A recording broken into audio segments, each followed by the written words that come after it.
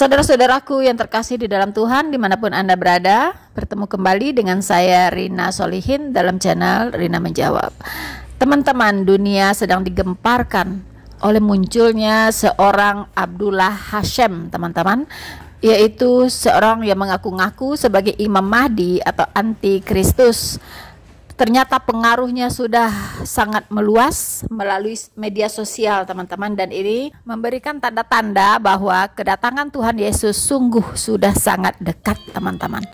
Tanda-tanda zaman kembali digenapi. Siapakah Abdullah Hashim? Seperti apa sepak terjangnya? Dan apa yang harus kita lakukan sebagai orang-orang Kristen yang lahir baru, yang bersiap-siap menunggu kedatangan Tuhan kita Yesus Kristus dalam peristiwa rapture, dan kita siaga untuk terangkat bersama-sama. Untuk itu teman-teman, mari saksikan video ini sampai selesai, jangan di skip supaya Anda mendapatkan informasi kebenaran yang utuh dari video ini. Teruslah mendukung channel penginjilan ini teman-teman, agar berita kebenaran selalu bisa dikumandangkan. Jangan lupa untuk like, subscribe, dan Anda share link dari video ini ke orang-orang yang Anda kasihi. Jangan lupa tekan tombol notifikasinya agar Anda mendapatkan video-video terbaru dari saya. Dan juga bagi Anda yang ingin mendukung pelayanan ini, bisa masuk ke description. Di situ ada nomor rekening yang sudah disediakan untuk Anda bisa berbagi, teman-teman. Selamat menyaksikan. Tuhan Yesus memberkati kita semua.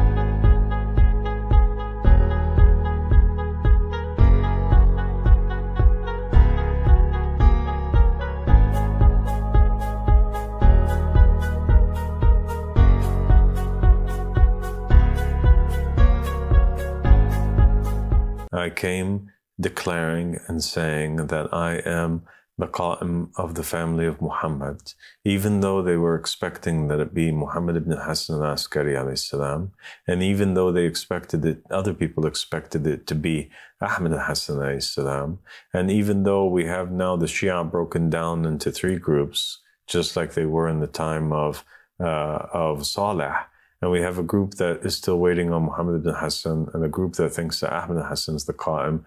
I'm saying that I am the Qa'im, and what I come with is the same of that which Ahmad al-Hassan salam came with, and every Imam and Prophet and Messenger came before.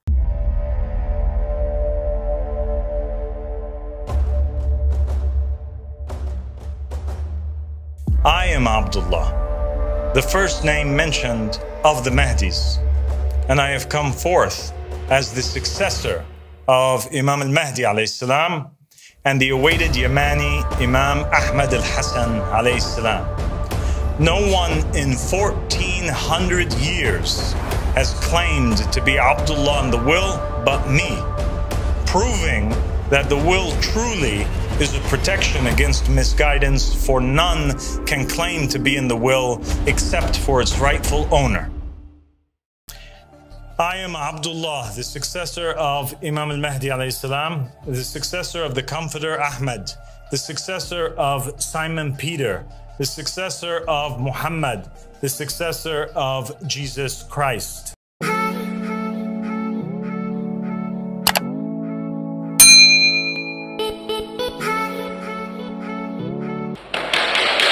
Siapa Abdullah Hashim, pria yang mengancam menyusun ulang iman? Aku adalah Abdullah, penerus Imam Mahdi. Aku adalah penerus penghibur Ahmed, penerus Simon Petrus, penerus Muhammad, penerus Yesus Kristus. Aku adalah paus yang sejati dan sah. Aku adalah bukti bagi orang-orang Kristen.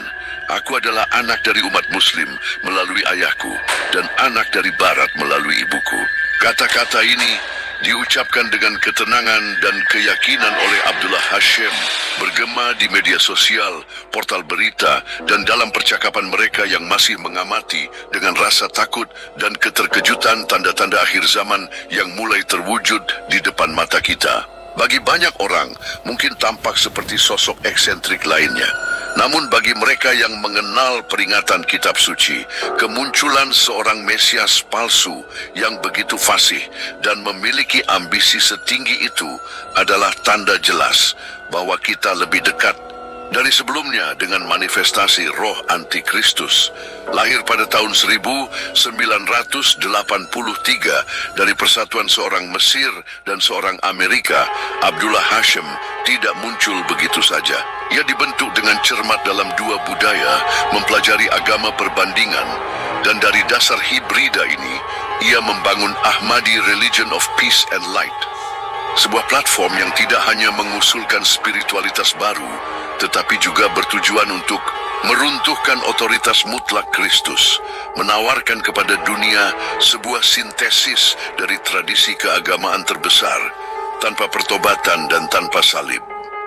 Pidato Hashim bukanlah hal yang terisolasi. Ia adalah potret nyata dari dahaga dunia modern akan iman yang mempersatukan tanpa menuntut transformasi, yang menerima semua jalan tanpa mengonfrontasi dosa. Dalam surat pertama Yohanes pasal 2 ayat 22, peringatannya bergema dengan kuat. Siapakah pendusta itu selain dia yang menyangkal bahwa Yesus adalah Kristus? Dia adalah anti-Kristus, dia yang menyangkal Bapa dan Anak. Abdullah dengan mengklaim sebagai penerus Yesus Kristus tidak hanya menghina Injil, tetapi juga menantang identitas Sang Juru Selamat sendiri. Sosok Abdullah Hashim sangat cocok dengan narasi akhir zaman yang dijelaskan oleh Yesus dalam Matius pasal 24 ayat 4, di mana Tuhan memperingatkan, berhati-hatilah supaya jangan ada orang yang menyesatkan kamu. Kenaikannya bukan hanya keanehan lain dari era digital. Ia adalah termometer spiritual yang mengungkapkan demam sebuah generasi yang telah menolak ajaran yang sehat dan kini merindukan kepemimpinan yang berbicara tentang cinta, terang, dan damai, namun pada dasarnya menolak kebenaran yang tidak berubah. Dari salib, bahaya terbesar dari Hashim bukanlah karismanya atau kredensialnya yang meragukan, tetapi apa yang ia lambangkan. Ia adalah manifestasi nyata dari persiapan diam-diam yang telah dilakukan selama beberapa dekade. Sebuah persiapan spiritual yang menggantikan pusat Kristus dengan spiritualitas humanistik, inklusif, dan generik.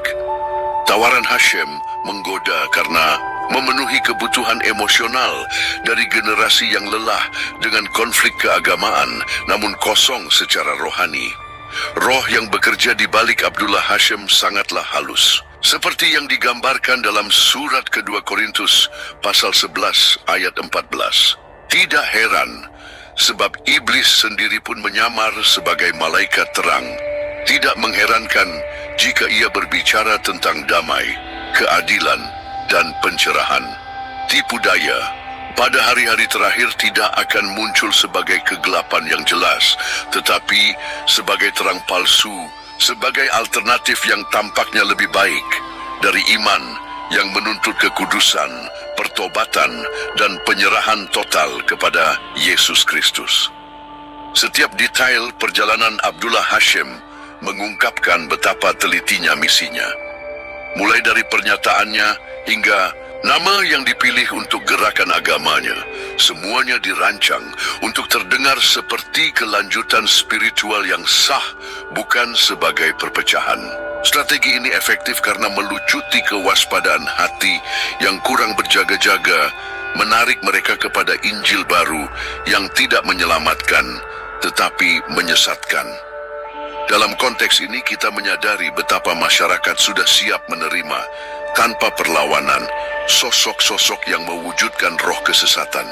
Seperti yang diperingatkan dalam surat kedua Tesalonika pasal 2 ayat 3. Janganlah kamu membiarkan dirimu disesatkan dengan cara apapun, sebab sebelum hari itu harus datang murtad dahulu.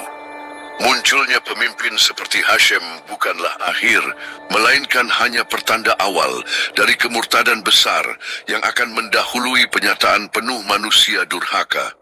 Dan jika hari ini, sebagian besar orang masih terbagi antara rasa ingin tahu dan skeptisisme, Segera kebutuhan akan jawaban mendesak dan kerinduan akan persatuan spiritual akan membuat tanah semakin subur bagi sosok-sosok seperti Abdullah Hashim untuk berkembang dan diterima sebagai pemimpin sejati. Fenomena yang kini kita saksikan bukanlah kebetulan, bukan pula peristiwa yang terisolasi. Ini adalah garis awal dari perlombaan spiritual yang akan membawa dunia langsung ke panggung kenabian yang diungkapkan dalam kitab suci, di mana juru selamat sejati akan ditolak dan yang palsu akan dirayakan. Seiring dengan kenyataan ini terungkap di depan mata kita, menjadi semakin penting untuk memahami bahwa Abdullah Hashim bukan satu-satunya. Ia hanyalah awal dari serangkaian gerakan yang sedikit demi sedikit mempersiapkan umat manusia untuk masa penyesatan yang belum pernah terjadi sebelumnya. Fajar para juru selamat palsu. Kemunculan Abdullah Hashim dengan pernyataannya yang berani dan pidatonya yang direncanakan dengan cermat bukanlah peristiwa yang terisolasi dalam sejarah spiritual umat manusia.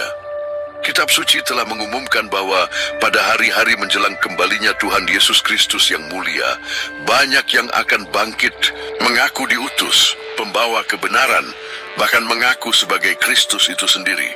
Dalam Matius pasal 24 ayat 5 tertulis, sebab banyak orang akan datang dengan memakai namaku dan berkata, akulah Mesias, dan mereka akan menyesatkan banyak orang.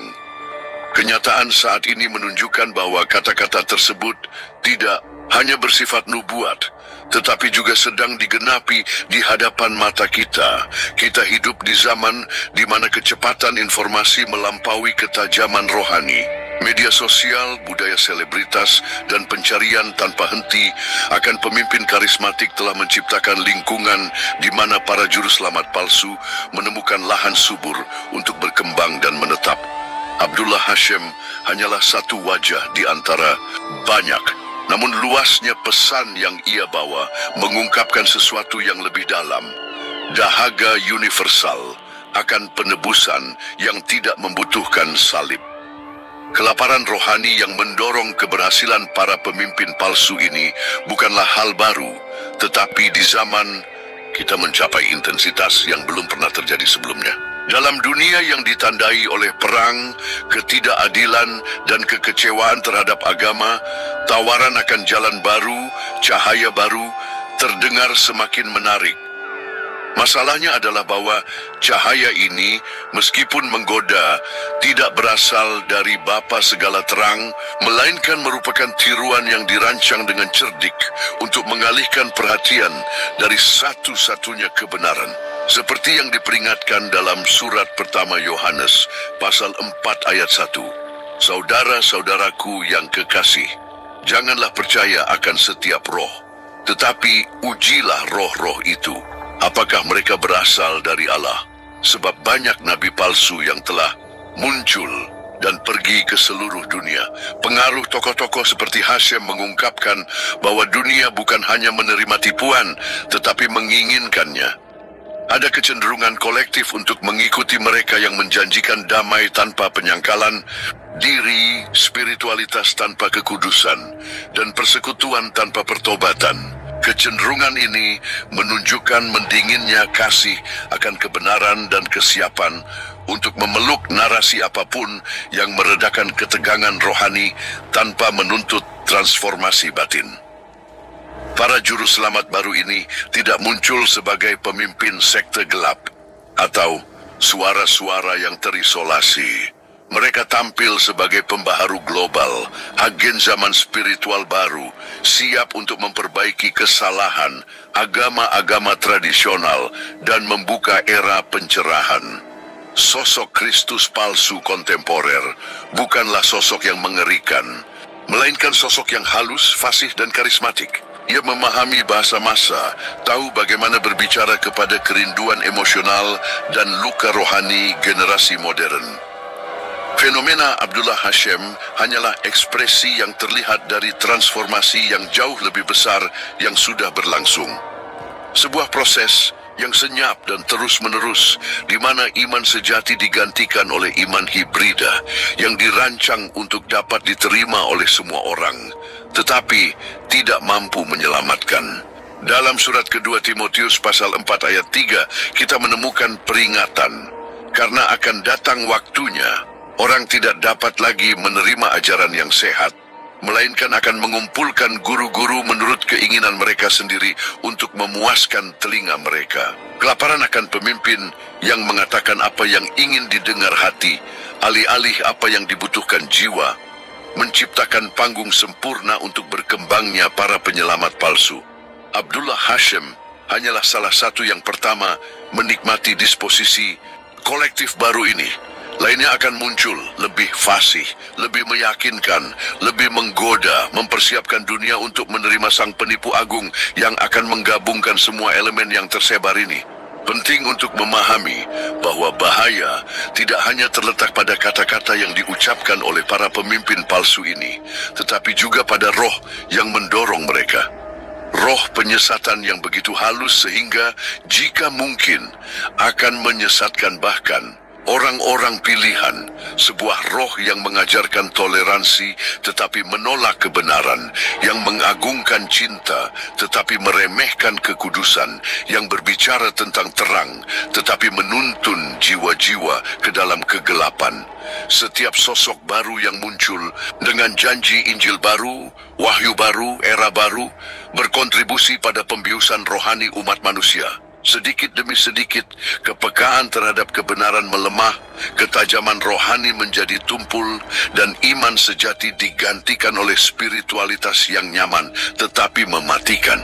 Karena itu, kemunculan Hashim dan yang lainnya tidak boleh dipandang sebagai rasa ingin tahu atau fenomena keagamaan biasa. Mereka adalah penggenapan nyata dari peringatan Tuhan, tanda jelas bahwa waktu sedang bergerak menuju klimaks kenabiannya. Dan sementara dunia merayakan kedatangan para penyelamat baru, mereka yang mencintai kebenaran harus menggandakan kewaspadaan mereka, karena penyesatan pada hari-hari terakhir tidak lagi hanya di cakrawala. Ia sudah ada di tengah-tengah kita, menguat dengan setiap nama baru yang muncul, menjanjikan jalan yang lebih mudah menuju keselamatan. Di tengah proliferasi terang palsu ini, menjadi penting untuk menyadari bahwa bahaya sejati bukan hanya kemunculan pemimpin baru, tetapi cara mereka menutupi kebenaran dan menuntun jutaan orang kepada iman tanpa salib, tanpa darah, dan tanpa pertobatan. Strategi penyesatan, cahaya yang membawa kepada kegelapan. Sejak halaman-halaman pertama sejarah manusia, penyesatan tidak pernah muncul dalam bentuknya yang paling mengerikan. Di Eden, ular tidak menawarkan sesuatu yang jelas-jelas jahat kepada perempuan, melainkan sesuatu yang tampak menarik, baik untuk memperoleh pengetahuan. Begitu pula di hari-hari terakhir. Bahaya terbesar tidak akan datang dari ancaman yang jelas, tetapi dari rayuan terang palsu, harapan yang menjanjikan kebebasan, tetapi membawa kepada perbudakan. Dan tentang inilah Tuhan Yesus memperingatkan kita. Dalam Matius pasal 24 ayat 24 tertulis, sebab Mesias-Mesias palsu dan nabi-nabi palsu akan muncul, dan mereka akan mengadakan tanda-tanda dan mukjizat-mukjizat yang dahsyat sehingga seandainya mungkin mereka akan menyesatkan orang-orang pilihan juga. Peringatannya jelas. Penyesatan tidak akan terlihat jelas atau kasar. Ia akan disertai dengan tanda-tanda, mukjizat, dan kata-kata yang terdengar, seperti kebenaran di telinga yang sudah tidak terbiasa dengan kemurnian kitab suci. Bukan hanya kebohongan terang-terangan yang akan membawa banyak orang kepada kebinasaan, tetapi distorsi halus dari kebenaran. Dalam latar inilah muncul suara-suara seperti Hashim. Namun dia hanyalah satu tanda di antara banyak lainnya. Fokusnya bukan pada sosok individunya, tetapi pada roh yang meresapi pesannya. Sebuah spiritualitas yang mengaku membawa terang, tetapi justru mengaburkan satu-satunya jalan sejati, salib Kristus. penampilan kebijaksanaan, janji rekonsiliasi antar bangsa dan antar agama, bahasa damai dan inklusi, semuanya pada pandangan pertama terdengar mulia. Tetapi seperti yang diajarkan kitab suci, ada jalan yang disangka orang lurus, tetapi ujungnya menuju maut, seperti tertulis dalam Amsal pasal 14 ayat 12. Kitab suci menunjukkan kepada kita bahwa operasi penyesatan pada akhir zaman akan ditandai bukan hanya oleh pemalsuan kebenaran, tetapi oleh imitasi cemerlangnya. Roh kesalahan tidak akan datang dengan mengajarkan penyembahan berhala atau amoralitas secara terbuka. Ia akan menawarkan spiritualitas yang bercahaya, berbasis pada perasaan luhur, tetapi tanpa esensi keselamatan, pertobatan, iman pada darah, Yesus yang tercurah, dan kebutuhan akan salib. Itulah sebabnya Paulus memperingatkan dalam surat kedua Korintus, pasal 11 ayat 14, bahwa iblis sendiri pun menyamar sebagai malaikat terang. Penyesatan akan tampak seperti kebaikan. Pesannya akan dipenuhi kata-kata seperti cinta, damai, dan keadilan. Tetapi di pusatnya akan ada penolakan halus terhadap kedaulatan mutlak Kristus. Dan justru ini yang mempersiapkan jalan untuk menerima Antikristus yang akan merebut tempat yang hanya milik anak Allah. Selama berabad-abad, kekristenan selalu menghadapi ancaman dari luar, penganiayaan, ajaran sesat yang terang-terangan, rezim yang mencoba membungkam suara Injil. Tetapi ancaman yang paling mematikan selalu berasal dari dalam, yang menyamar sebagai kebenaran, yang menyusup seperti ragi, merusak dari dalam. Yesus sendiri memperingatkan dalam Matius pasal 7 ayat 15, waspadalah terhadap nabi-nabi palsu yang datang kepadamu dengan menyamar sebagai domba, tetapi sesungguhnya mereka adalah serigala buas. Hari ini kita hidup dalam penggenapan peringatan ini dalam skala global. Roh penyesatan tidak terbatas pada satu atau dua pemimpin karismatik. Ia membentuk budaya, mendefinisikan ulang konsep kebenaran, merelativisasi moralitas, dan mengencerkan eksklusivitas Injil. Di tengah atmosfer ini, muncul penyelamat-penyelamat alternatif, pembawa wahyu baru, promotor iman tanpa salib, dan tanpa kekudusan. Strategi utama penyesatan itu sederhana dan mematikan. Menawarkan kepada manusia sebuah spiritualitas yang memuaskan tetapi tidak mengubah, yang menghibur tetapi tidak menebus, yang menjanjikan damai tetapi mengabaikan damai sejati yang hanya dapat ditemukan dalam Kristus. Dalam Yohanes pasal 14 ayat 6, Yesus menyatakan, "Akulah jalan, kebenaran, dan hidup. Tidak ada seorang pun yang datang kepada Bapa kalau tidak melalui aku." Setiap tawaran spiritual yang menyimpang dari jalan ini, meskipun dihiasi dengan kata-kata indah, pada intinya adalah persiapan untuk pemberontakan terakhir. Operasi penyesatan berlangsung secara progresif dan halus. Ia dimulai dengan konsesi-konsesi kecil, dengan menerima bahwa semua agama membawa kepada Tuhan, dengan menyangkal kebenaran-kebenaran fundamental iman Kristen atas nama toleransi. Sedikit demi sedikit kebenaran berhenti diberitakan dengan keberanian dan mulai dinegosiasikan di meja-meja konsensus agama. Dalam Yohanes pasal 5 ayat 43, Tuhan menyatakan, "Aku datang atas nama Bapa-Ku, dan kamu tidak menerima Aku. Jikalau orang lain datang atas nama dirinya sendiri, kamu akan menerima dia." Ini adalah dinamika spiritual yang kini sedang beroperasi penuh. Penolakan yang semakin luas terhadap otoritas eksklusif Yesus membuka jalan bagi penerimaan tanpa syarat terhadap sang penipu. Dan sementara dunia terbiasa dengan terang palsu ini, tanpa menyadari jurang tersembunyi di balik cahayanya, tahap berikutnya dari persiapan rohani ini sudah mulai terkonsolidasi, membawa umat manusia menuju sesuatu yang lebih dalam dan tak dapat diubah lagi, agama global baru. Sejak awal, tujuan musuh bukan sekadar menyangkal keberadaan Allah, tetapi menggantikan penyembahan sejati dengan penyembahan yang rusak. Pada hari-hari menjelang manifestasi penuh antikristus, strategi ini semakin intensif membuka jalan bagi pembentukan iman global yang inklusif, sebuah agama dunia yang menolak salib, merelativisasi kebenaran, dan menjanjikan damai yang tidak akan pernah tercapai tanpa Sang Raja Damai. Firman Tuhan menyatakan kepada kita bahwa akan datang suatu waktu di mana iman yang murni akan digantikan oleh sistem spiritual yang akan menggabungkan bangsa-bangsa di bawah satu panji.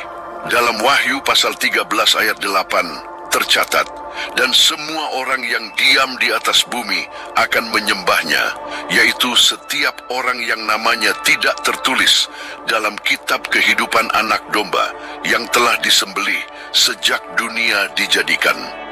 Skenario kenabian ini bukanlah kemungkinan yang jauh. Ia sedang dijalin tepat di depan mata kita. Pembentukan agama dunia baru ini tidak terjadi secara tiba-tiba, tetapi melalui gerakan progresif, senyap, dan seringkali dirayakan. Janji akan iman yang bersatu, yang mampu mendamaikan agama-agama yang secara historis saling bertentangan, menggoda generasi yang lelah dengan konflik dan haus akan penerimaan. Narasi ini dibangun dengan kata-kata seperti toleransi, cinta, dan persatuan.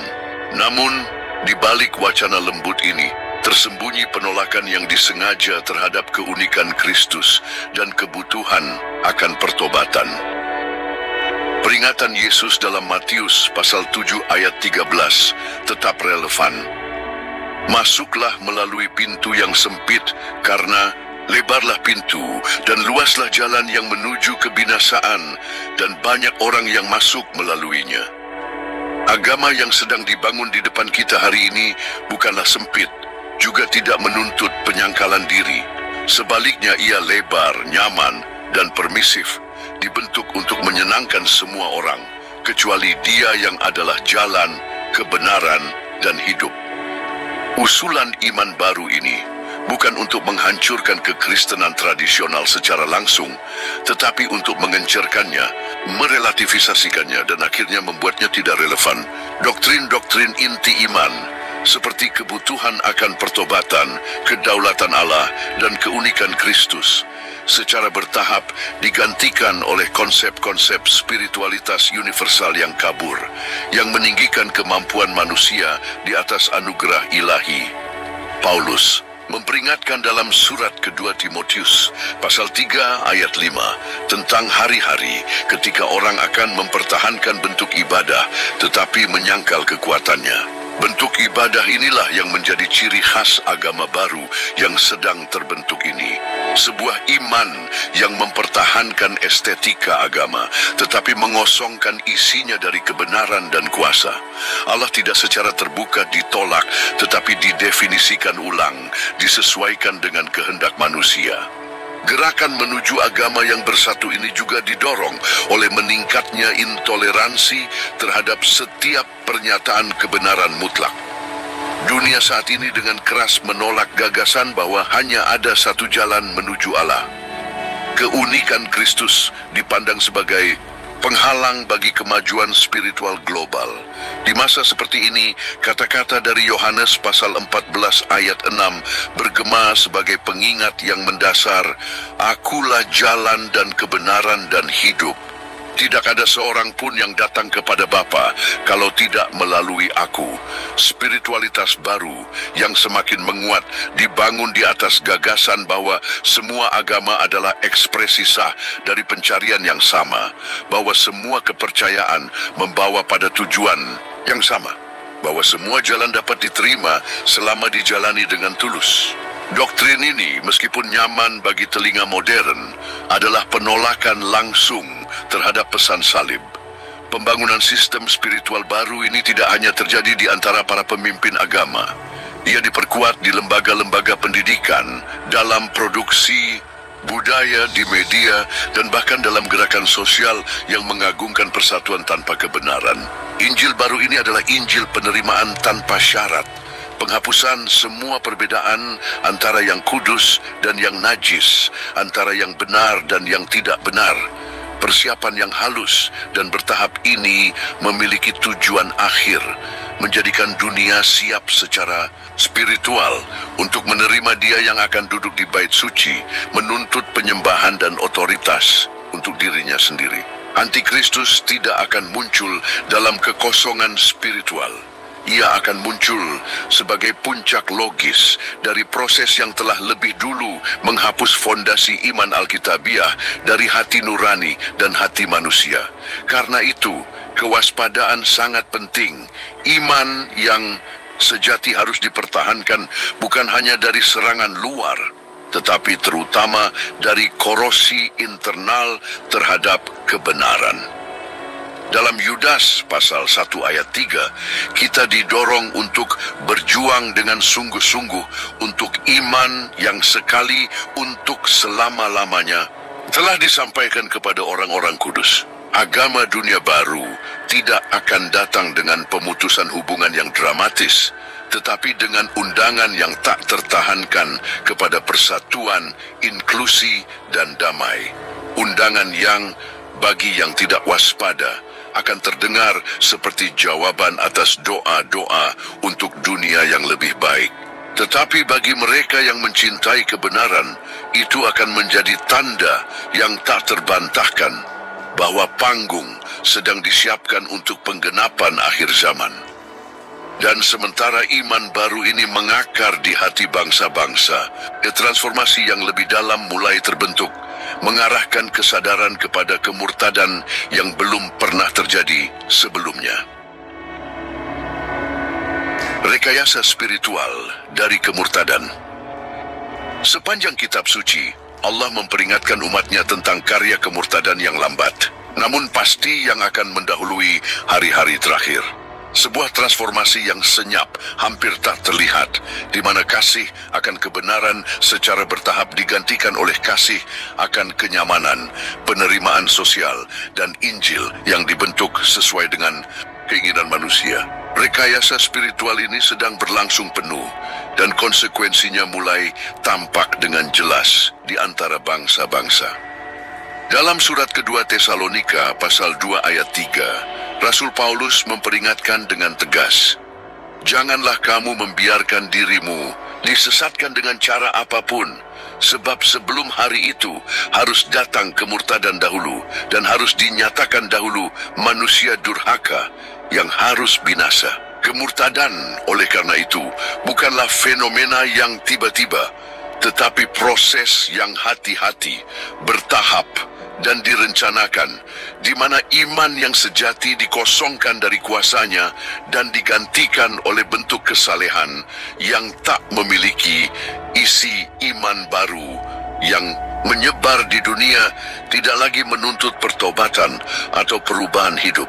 Ia tidak berbicara tentang dosa, tidak mengonfrontasi jiwa manusia dengan kebutuhan mendesaknya akan penebusan.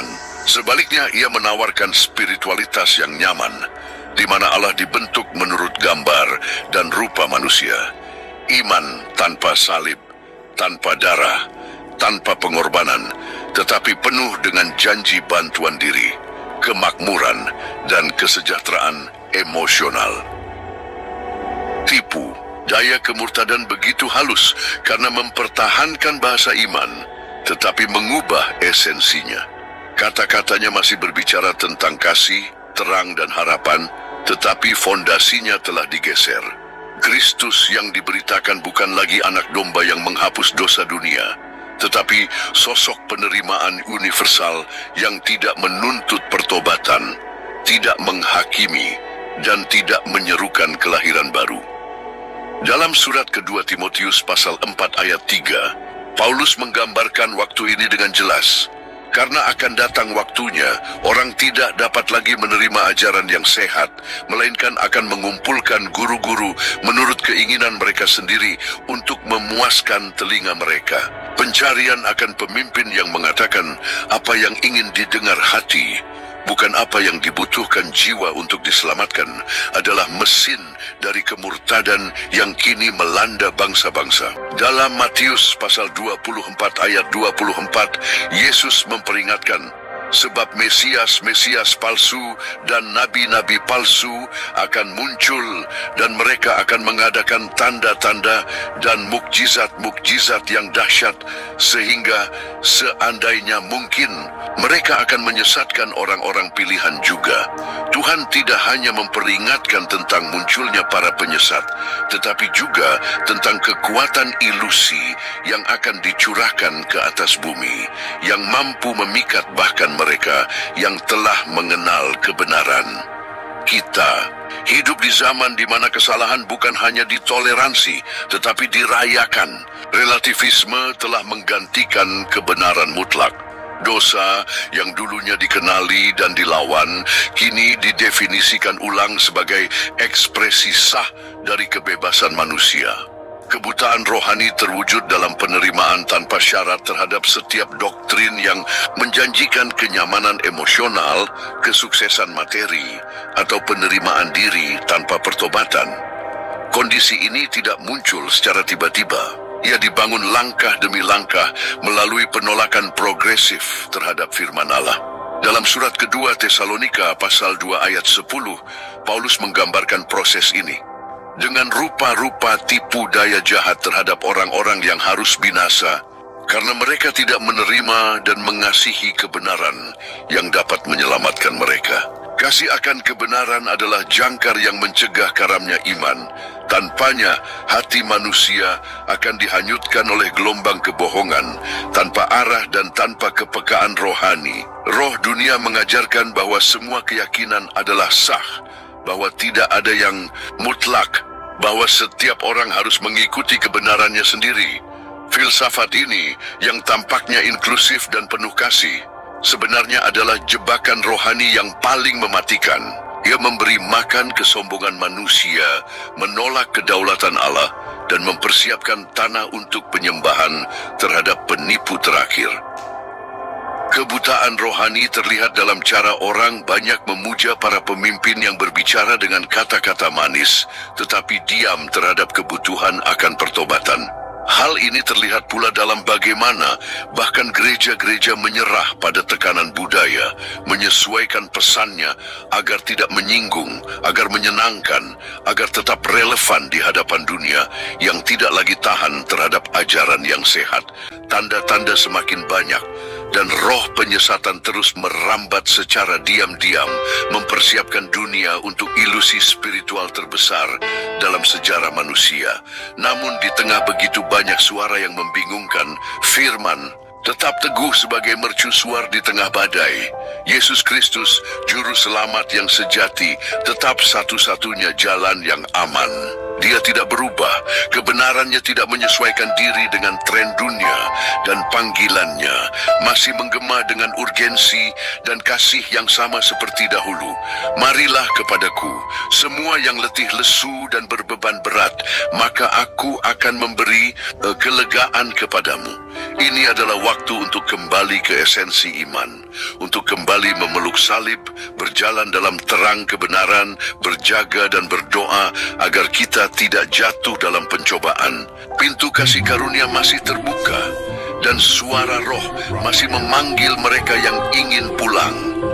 Jika hari ini, setelah mendengar pesan ini, hatimu tersentuh, dan kamu ingin berdamai kembali dengan Juru Selamat kita Yesus Kristus, karena telah menjauh dari jalannya, atau jika kamu ingin memulai perjalanan baru menuju keselamatan kekal, tuliskan di kolom komentar, "Aku menerimamu Tuhan Yesus sebagai satu-satunya Tuhan dan Juru Selamat yang cukup bagiku." Dan jika kamu sudah menjadi milik Kristus, nyatakan imanmu secara publik dengan berkomentar "Amin", agar pesan ini menjangkau lebih banyak jiwa dan menyebar seperti terang di tengah kegelapan. Kiranya Tuhan mendapati dalam diri kita hati yang berjaga-jaga, pelita yang menyala, dan iman yang tak tergoyahkan hingga hari kemuliaan kedatangannya tiba.